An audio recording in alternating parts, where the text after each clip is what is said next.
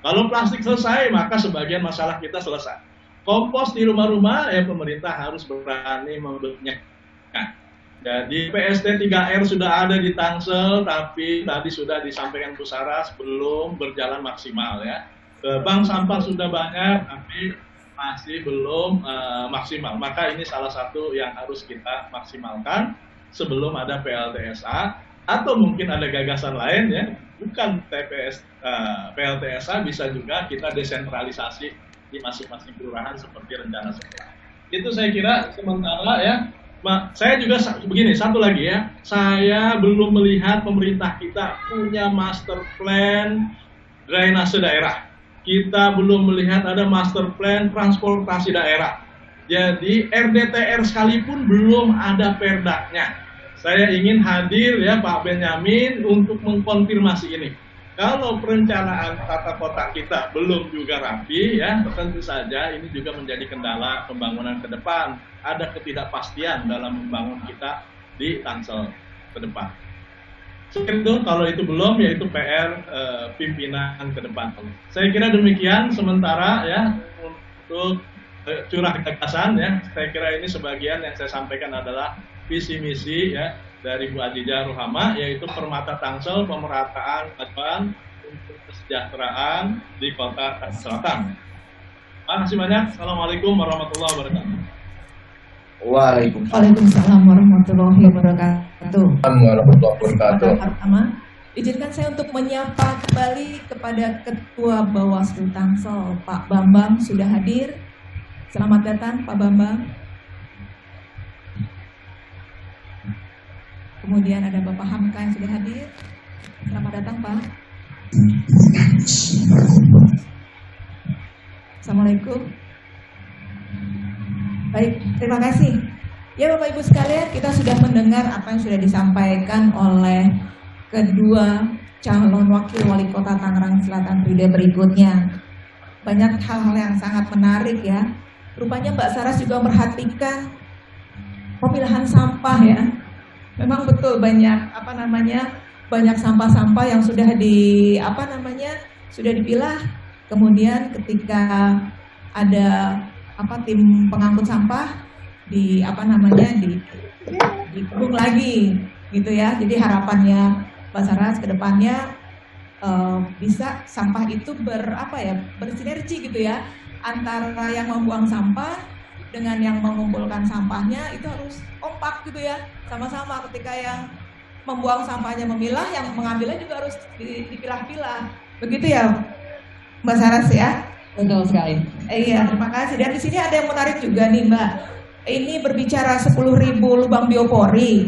Mungkin lebih kali Mbak, biar wow gitu ya. 10.000 biopori ini itu baru untuk 100 hari pertama. Oh begitu ya, hari pertama. Karena kebetulan kan kami juga di komunitas Salam Pintar ini menghitung juga nih jumlah biopori itu. Kayaknya udah lebih gitu dari 10.000 lubang biopori. Harus kalau sudah, tapi kita perlu menambahkan. Oh menambahkan, tapi bukan 10.000 ya tambahannya ya, 1 juta ya. Ujung-ujungnya setiap rumah harus ada. Oh begitu ya. Iya, baik. Terima kasih, luar biasa sekali ini. Kemudian merespon nih tadi apa yang disampaikan Pak Ruhama Ben. Ini kayaknya seneng juga nih denger nih Pak. Bapak perhatikan masalah anggaran nih Pak. Anggaran katanya kecil sekali nih untuk lingkungan hidup, ya kan? Dan ternyata memang selama ini masyarakat itu sudah luar biasa sekali yang tadi saya sampaikan. Mereka sudah bergerak semuanya dari tingkat RW, sekolah, kemudian juga dengan komunitas-komunitas lain yang ada. Mereka tanpa mendapat insentif atau mereka dengan secara mandiri, mereka sudah berupaya untuk menjaga lingkungannya. Dan ini sudah dilakukan, dan seperti yang Pak Ruhama Ben sudah lihat kan di bank sampah, mereka pergerakannya benar-benar luar biasa gitu. Mereka swadaya dan mandiri. Dan Mbak Sarah juga kan tadi sudah disampaikan juga, bank sampah juga luar biasa juga kan ya, mereka sudah bergerak dan mereka juga sudah membuat hasil karya dari produk daur ulangnya. Ya, betul. Tas dan sebagainya seperti itu. Jadi mungkin kedepannya lebih bisa tidak hanya sekedar memanfaatkan daur ulangnya saja, tapi bagaimana inovasi-inovasi yang selanjutnya? Karena begini, silakan besok dipakai tidak? kadang-kadang kalau kita sudah melakukan atau membuat suatu karya dari daur ulang, itu mohon maaf, saya sering lihat begitu jadi disimpan gitu loh, akhirnya dari sampah menjadi sampah lagi.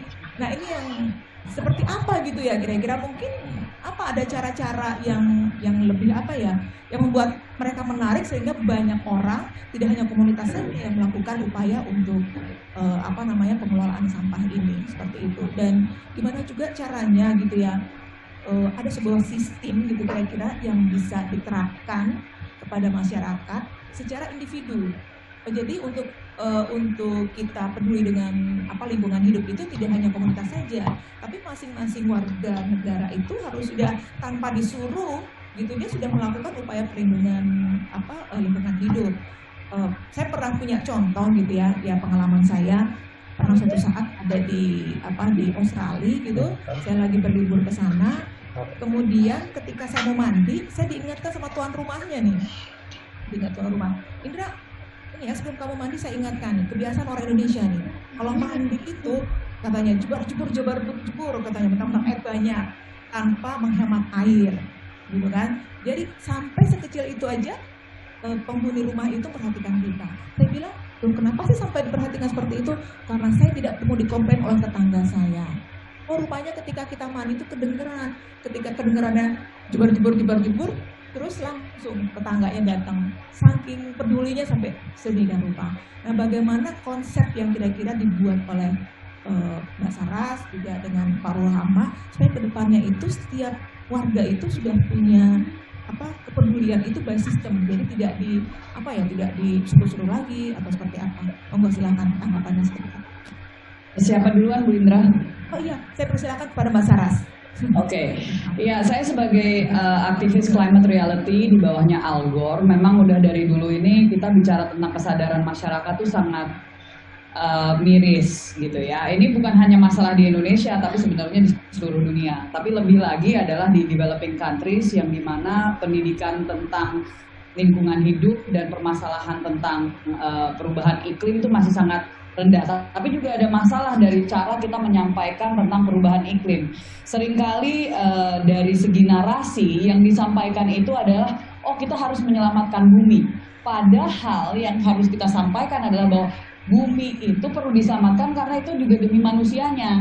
Kalau buminya tanpa manusia dia masih bisa terus ada. Tapi kalau misalkan manusianya nggak bisa hidup di planet lain kan gitu.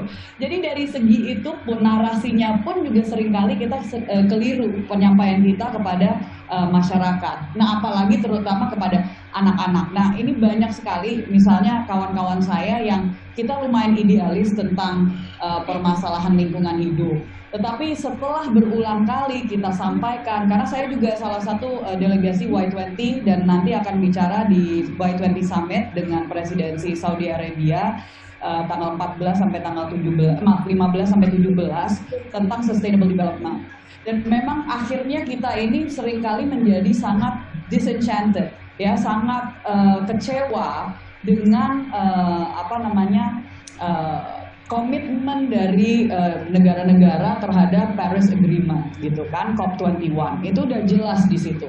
Kita juga bicara tentang REDD Plus aja, REDD Plus aja juga masih sangat minim gitu, apalagi kita sebagai paru-paru dunia. Jadi kalau kita bicara tentang kesadaran itu harus dimulai dari, balik lagi saya juga setuju dengan Pak Ruhama, itu harus dari political will dan political awareness dari para pemimpinnya. Kalau pemimpinnya aja tidak mengerti kenapa kita perlu peduli tentang lingkungan hidup, kenapa kita perlu untuk melakukan pengolahan limbah dengan sistem teknologi yang terbarukan, yang ramah lingkungan juga. Karena beda, ada juga misalnya pembangkit listrik dan pengolahan limbah yang membutuhkan listrik lebih besar lagi, yang justru itu akan memakan lebih banyak energi dan seterusnya, dan justru tidak ramah lingkungan. Tetapi kan sebenarnya sudah ada teknologi yang jauh lebih maju lagi. Jadi kalau kita bicara tentang bagaimana kita perlu untuk masyarakat lebih peduli, dan itu di tingkat rumah tangganya. Kembali lagi itu dari langsung, kenapa di negara-negara lain itu mereka bisa kesadaran itu, karena betul-betul regulasinya jelas, sanksinya itu jelas, dan pendidikannya itu betul-betul sampai ke tingkat SD dan tingkat PAUD itu sudah diajarkan. Kalau gurunya sendiri aja, mohon maaf, masih belum melakukan pemilahan sampah di sekolahnya sendiri, bagaimana anak-anaknya itu bisa melakukan itu di rumah kalau itu tidak dicontohkan. Dan saya rasa juga kita tidak hanya bicara dari segi pendidikan saja, tapi balik lagi kepada percontohan yang bisa dilakukan bahkan di setiap tingkat. Seperti tadi juga Pak Ruhama, saya senang sekali dengar tentang bagaimana orang bisa datang menukar sampahnya untuk bisa belanja di pasar-pasar dan seterusnya. Itu hal-hal seperti itu, pemikiran seperti itu yang memang kita perlu untuk kembangkan lagi. Dari situ masyarakatnya justru akan terdorong, rupanya regulasinya jelas dan diimplementasikan, jadi kita betul-betul bisa melakukan itu. Baik, terima kasih Mbak Saras. Jadi intinya harus ada regulasi gitu ya? Ya, regulasi dan contoh dari pemimpinnya. Baik, terima kasih. Bagaimana dengan Pak Ruhama Ben? Ya, terima kasih. Ya, jadi pertama begini ya, dalam perencanaan pembangunan kota, kita kan sudah punya cantolannya itu RT RW ya, rencana tata ruang wilayah. Terus kita harusnya diterjemahkan lagi dengan rencana detail tata ruang. Ini untuk memberikan kepastian pembangunan, kepastian investasi yang akan juga, yang juga harus disertai dengan manajemen informasi aset daerah ya, sehingga kita tahu betul aset-aset kita ada di mana saja, sehingga dalam membangun yang pro lingkungan ini harus diberikan pegangan hukum yang kuat ya, di Tangsel ini. Sistem drainase daerah kita dan seterusnya. Kita punya sumber daya yang luar biasa, sumber daya air, setu-setu banyak, sungai banyak ya. Ini semua adalah berkah ya yang kita miliki di Tangsel ini. Hanya saja saya melihat belum ada perhatian yang cukup serius untuk memanfaatkan setu ini menjadi tempat ruang terbuka hijau di sebelahnya ya, bisa dinikmati oleh warga Tangsel. Saya paham di situ memang ada kebijakan pusat atau provinsi aset itu ya. Cuma itu tidak menjadi kendala kalau kita membuka komunikasi yang baik ya. Waktu pernah kita punya jalan buruk di Jalan Siliwangi, yang diserang itu adalah orang Tangsel dan pemerintah Tangsel. Masyarakat nggak ngerti itu, bahwa itu kewenangan provinsi. Tapi kalau kita diam saja, ya kita tidak akan bergerak. Maka waktu itu berkumpullah di sana, cuma semuanya khawatir untuk bergerak. Ini asetnya bukan aset kita. Maka saran saya waktu itu, kita untuk kepentingan publik, kita harus berani ngambil tanggung jawab. Ya paling tidak secara hukum mengundanglah pihak-pihak terkait, termasuk BPK atau perlu KPK. Kita ingin membangun kota kita untuk kepentingan publik. Kalau ini kita nggak punya kewenangan, tolong kita talangi dulu, nanti diganti berikutnya. Misalnya begitu ya. Jadi saya melihat ya, untuk masalah ke depan, kita punya masalah air salah satunya. Air bawah tanah itu tidak boleh terus-menerus diambil oleh masyarakat karena akan turun permukaan air kita. Jakarta dia tidak mengambil air bawah tanah, dia beli air, bahkan airnya dari Tangsel, airnya dari Sungai Cisadane yang dikelola oleh PDAM TKR yang sudah saatnya milik Tangsel. Itu saya menyayangkan pemerintah kita hasil mengambil aset kita yang sangat luar biasa. Sehingga kalau kita ambil, kita melayani seluruh warga Tangsel dengan air yang kita kelola di Kali Cisadane tersebut ya. Ini adalah PR besar. Kalaupun kita tidak ambil, harusnya kita dapat bagi hasil daripada ya, usaha air yang dikelola oleh PDAM TKR itu. Ini sangat luar biasa. Jadi ke depan kalau masyarakat ini nggak ngambil air bawah tanah, tapi ada air dari PDAM kita, dan mereka karena dia bayar, dia akan menghemat penggunaan air. Manusia itu sifatnya begitu. Kalau nggak ada nilai ekonomis, nggak ada pengorbanan, dia seenaknya main air itu. Tapi kalau sudah ada tarifnya, maka maka dia ada pulsa yang harus dibayar, itu akan lebih menghemat. Tapi ini mencakupnya kalau bisa dilihat sini. Halo? Ya. Jadi yang berikutnya, lingkungan kita juga akan terancam dengan pencemaran pembuangan limbah kita. Ya. Kalau tidak dikelola secara baik. Apalagi kita punya rumah tertata, rumah tidak tertata. Rumah tidak tertata itu kadang-kala di itu yang namanya rumah itu ya sumurnya jangan-jangan sebelahan dengan septic tank tetangganya. Ini kalau kita tidak merencanakan dengan baik, makanya tadi saya lihat harus ada RDTR-nya yang baik yang mulai disosialisasikan ke masyarakat. Sistem IPAL komunal ini harus mulai dilakukan. Jadi saya melihat ya bukan hanya sampah masalah kita, ya, masih banyak masalah air bersih, masalah limbah ya yang akan kita menjadikan penyakit di sekitar kita kalau tidak dikelola dengan baik ya. Lalu juga kita ruang terbuka hijau ya. Ini aset-aset daerah kita. Pasos-pasum kita untuk pemakaman yang 2% dari pengembang. Banyak klaster-klaster yang saya nggak jelas bagaimana dia memenuhi 2% untuk pemakaman. Kalau ini tidak dikelola dengan baik, mungkin tapi tidak jadi ruang terbukanya. Kewajiban private itu 10%, kewajiban pemerintah 20% ruang terbuka hijau. Kita ini taman kota masih punya swasta sebenarnya. Kita menikmati taman kota 1, taman kota 2, bukan kerja pemerintah. Gitu. Ini yang harus kita perbanyak di setiap kecamatan atau kelurahan. Tapi kita perlu data ke daerah yang transparan sehingga tidak ada oknum yang memanfaatkan aset tersebut untuk disewakan kepada pihak lain. Saya kira itu highlights kita terkait dengan pembangunan di Kota Tangerang Selatan. Terima kasih. Baik Pak, ini salah satu cara penghematan airnya. Jadi bayar gitu ya Pak ya? Ya, bayar ya. Air bersih, air minum ya. Air bersih, air minum semua bayar gitu ya. Jadi bisa mengukur gitu ya. Nggak seenak-enak memanfaatkan air. Gitu. Baik. Baik, saya akan menyapa yang sudah hadir. Ada Ketua. Oh, Bapak Benyamin Daphni sudah hadir. Assalamualaikum, Bapak Benyamin. Halo, Assalamualaikum, Bapak Benyamin Daphni. Selamat datang, selamat bergabung, Pak. Ya, selamat siang. Selamat siang. Gimana kabarnya, Pak? Alhamdulillah. Sehat? Alhamdulillah sehat, luar biasa. Terima kasih, Pak, sudah hadir. Kemudian yang sudah hadir lagi, izinkan saya menyapa. Mbak Saras. Selamat siang, Bapak. Selamat siang, siap. Baik, izinkan saya menyapa Ketua Bawaslu Tangsel, Bapak M. Acep, sudah hadir. Kemudian Pak Bambang sudah hadir. Dari Pak Edu. Selamat datang, Bapak Acep dan Pak Bambang.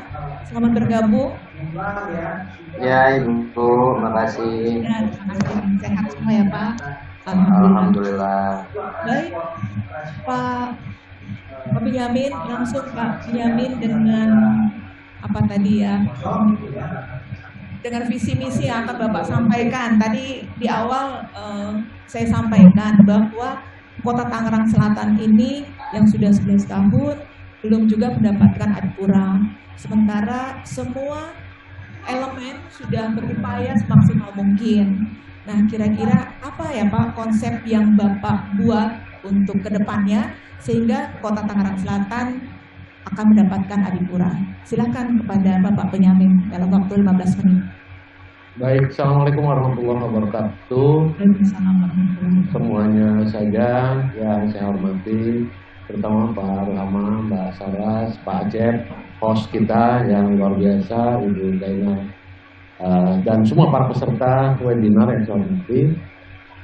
Kita tentunya harus mempunyai kesepakatan di dalam berpikir kita, kemudian kesadaran jiwa yang sangat penuh bahwa Tangerang Selatan bagaimanapun adalah sebuah kota yang harus menjadi kota yang unggul di tengah-tengah lingkungan strategik daerah-daerah yang lainnya.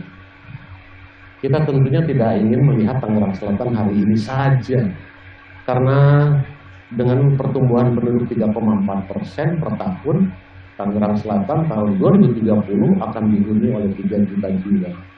Ini tentunya harus pemerintah kota didorong untuk hadir di tengah-tengah masyarakatnya dengan konsep dan strategi pembangunan yang sangat tepat apa yang dibutuhkan oleh masyarakat. Alhamdulillah dengan perhelatan pilkada saat ini, semua pasangan calon Pak Muhammad dengan Mbak Sarah, pasangan calon Bu Azizah dengan Pak Ruhama, kemudian saya dengan Pilar, saya yakin semuanya mempunyai gagasan-gagasan yang hebat untuk Tangerang Selatan ke depan. Persoalan lingkungan hidup, persoalan adipura itu salah satu bagian dari semua siklus kehidupan masyarakat Tangerang Selatan. Adipura hanya sebuah target sasaran antara saja, tapi sasaran yang paling besar yang lainnya adalah menjaga kelestarian lingkungan hidup pada Tangerang Selatan. Caranya adalah dengan membangun kesadaran masyarakat akan perlunya kelestarian lingkungan. Saya sepakat dengan tadi yang sudah disampaikan oleh Mbak Rahayu, Mbak Sarat, dan Pak Ruhama soal bagaimana regulasi harus kita tegakkan, kemudian contoh-contoh dari keteladanan dari berbagai macam stakeholder, kemampuan pemerintah kota untuk menegakkan aturan-aturan terkait dengan lingkungan hidup yang akhirnya akan mendorong semua masyarakat menyadari bagaimana menjaga lingkungan hidup. Teknis, detail seperti Pak Ruhama tadi disampaikan tadi soal bagaimana menjaga kelestarian sumber daya air. Saya kira itu yang sangat penting. Sekarang harus kita lihat segmentasi masyarakat kita. Kita tahu tentu masyarakat Tangerang Selatan dibagi dari secara umur, latar belakang umurnya banyak sekali. Masyarakat Tangerang Selatan ada di dalam posisi usia produktif 15 tahun sampai dengan 64 tahun. Selebihnya adalah yang lansia dan yang tentunya remaja serta balita. Sasaran-sasaran penduduk usia inilah yang harus kita berikan pemahaman bersama mengenai kesadaran lingkungan. Bagaimanapun ini pekerjaan semua pihak, semua harus terlibat. Pemerintah kota selama ini sebetulnya sudah memulai dan sudah sangat lama dari sejak Tangerang Selatan ini belum ada bahkan. Saya mengikuti itu karena sebelumnya di Kabupaten Tangerang juga banyak gagasan-gagasan yang didorong oleh pemerintah kota. Dan kita harus juga menyadari bahwa ini adalah pekerjaan yang sangat panjang, membutuhkan waktu yang sangat lama untuk membangun kesadaran kolektif dari masyarakat kita bahwa kesadaran lingkungan ini harus betul-betul dimiliki oleh semua pihak. Oleh karena itu, kuncinya kita tidak boleh lelah untuk terus membangun kesadaran kolektif. Bumi ini bagaimanapun tentunya juga dimintakan untuk secara seimbang dinikmati oleh masyarakat dan tidak dieksploitasi habis-habisan. Pemerintah kota insya Allah kemarin dan ke depan tentunya akan mendorong bagaimana masyarakat bisa berpartisipasi dalam menjaga kelestarian lingkungan. Bank sampah, PPS P3R, kemudian kelompok-kelompok masyarakat yang berbasiskan kesadaran lingkungan, ada Ganespa, ada Pramuka Sadar Lingkungan dan lain sebagainya, saya kira sudah tumbuh banyak. Ini harus didorong secara bersama-sama supaya kelestarian bukan saja sumber daya air, tapi udara juga bisa kita jaga, Tangerang Selatan yang hijau juga kita jaga, Tangerang Selatan yang bersih juga kita jaga, dan semua itu tidak bisa dilakukan, perlu keterlibatan partisipasi semua pihak. Alhamdulillah dengan pilkada ini merupakan momentum bagi kita, bagi masyarakat Tangerang Selatan untuk menemukan konsep-konsep yang sangat sangat tepat bagi bagaimana membangun Tangerang Selatan. Insya Allah rencana tata ruang wilayah kita yang saat ini sedang mengalami revisi karena tata ruang Tangerang Selatan tidak boleh lepas dari tata ruang Jabodetabek termasuk Jakarta khususnya. Sekarang sedang dalam tahap finalisasi di tingkat kementerian, mudah-mudahan akan segera hasilnya bisa kita peroleh dan ini menjadi payung hukum yang paling besar untuk menjaga keseimbangan lingkungan. Persoalan sampah, persoalan drainase, persoalan aliran air, persoalan banjir itu adalah dampak-dampak dari sikap-sikap kita yang kurang memperhatikan kebutuhan keseimbangan lingkungan itu sendiri. Mungkin ke depan tentunya dimulai dari segmen anak-anak kita, dari pendidikan di sekolah, karena soal edukasi, ini membangun budaya, ini membangun kultur, ini membangun peradaban bagaimana kesadaran lingkungan itu tumbuh di tengah-tengah kita. Kita mulai dari anak-anak kita mulai dengan contoh-contoh yang tadi disampaikan oleh Mbak Sarah, disampaikan juga oleh konsistensi kita menjaga sumber daya alam kita, termasuk sumber daya air dan juga udara serta lingkungan. Ini yang harus kita, semua harus dilibatkan. Pengembang harus dilibatkan, pelaku ekonomi harus dilibatkan, akademisi harus dilibatkan, dunia pers harus dilibatkan, dan penggiat lingkungan harus mempunyai kepedulian yang tinggi untuk menjaga lingkungan kita.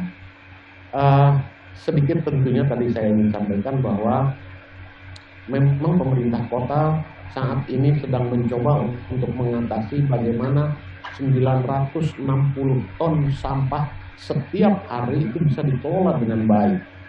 Tempat pembuangan sampah kita yang ada, tempat pembuangan akhir yang ada saat ini relatif sudah hampir tidak mampu menampung lagi debit sampah atau volume sampah yang diproduksi oleh masyarakat Tangerang Selatan. Dari hulu sampai hilir kita sudah mencoba untuk membangun konsep-konsep ini. Tapi memang tidak bisa lepas dari bagaimana masyarakat itu sendiri mempunyai kesadaran yang tinggi akan ini. Dan ini bisa kita capai. Ini saya yakin ini bisa kita capai. Satu saat titik ini akan kita sentuh. Saya kira mungkin itu dulu, Ibu Indra. Terima kasih atas kesempatan yang diberikan kepada saya. Assalamualaikum warahmatullahi wabarakatuh. Selamat siang. Assalamualaikum warahmatullahi wabarakatuh. Iya, bahwa untuk mencapai Adipura ini, untuk membangun budaya lingkungan dimulai dari anak-anak, begitu ya Pak Ben ya? Ya, itu. Dari anak-anak, dari pendidikan, dan kata kuncinya adalah jangan pernah lelah. Gitu ya, jangan pernah lelah untuk berbudaya lingkungan, untuk berupaya ya, agar kita tetap bisa menjaga lingkungan hidup kita tetap lestari. Baik, ini begitu Bapak selesai langsung nih Bapak, pertanyaan-pertanyaan langsung bermunculan nih. Izin Pak, salah satunya ada yang akan bertanya, Pak Hamka. Tapi sebelum itu kita foto bersama dulu. Okay. Ya, kita foto bersama dulu dengan Bapak Ibu sekalian, dengan para calon wali kota dan wakil wali kota. Ayo, operatornya sudah siap? Pak Hilman. Untuk foto bersama ini karena ada 7 slide, jadi 7 gaya ya Bapak Ibu. Biar kebagian semua 7 gaya, mohon maaf banyakkan. Kemudian kameranya mohon diaktifkan. Kameranya diaktifkan semua. Oke. Slide pertama ya. Jadi semua peserta juga walaupun nanti nggak kena. Oke, slide pertama silakan. Gayanya apa Pak Ben? Tangsel C ya? Apa? Bu Indra, gayanya gimana Bu Indra? C, ya silakan. Gaya pertama Bu Indra dipandu. Mohon izin panitia. Ketika foto ini banyak juga dari ASN ya, guru-guru ya. Mohon masalah sih, ini kan bintangnya nggak hubungan dengan ini ya. Iya, tapi nggak boleh nunjukin simbol. Iya. Netral aja. Netral saja ya. Oke ya. Pintarnya. Oke. 1, 2, 3. Oke, gaya kedua. 1, 2, 3. Kepal boleh. Oke, gaya ketiga. 1, 2, 3. Gaya keempat. Habis sudah gayanya Bu. 1, 2, 3. Oke, kelima. Ya, begini. 1, 2, 3. Oke, 6. 1, 2, 3. Oke, 7. Oke, silakan lanjut Bu Indra. Terima kasih. Ya, terima kasih. Baik, sebelum pertanyaan kita salam pintar dulu ya. Tadi mungkin belum melakukan salam pintar. Jadi salam pintar di komunitas kita adalah salam pintar Tangsel menuju Adipura. Kita sama-sama ya. Ayo saya ulangi. Salam pintar Tangsel menuju Adipura. Baik, terima kasih. Kita lanjut kepada Bapak Hamka. Saya persilahkan.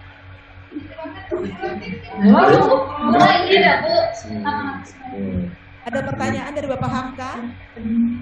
Baik, Ibu Indra. Ya, silakan. Terima kasih sebelumnya Bapak Ibu calon wali kota Tangerang Selatan dan wakil wali kota yang saya hormati. Terima kasih. Ini suatu ajang atau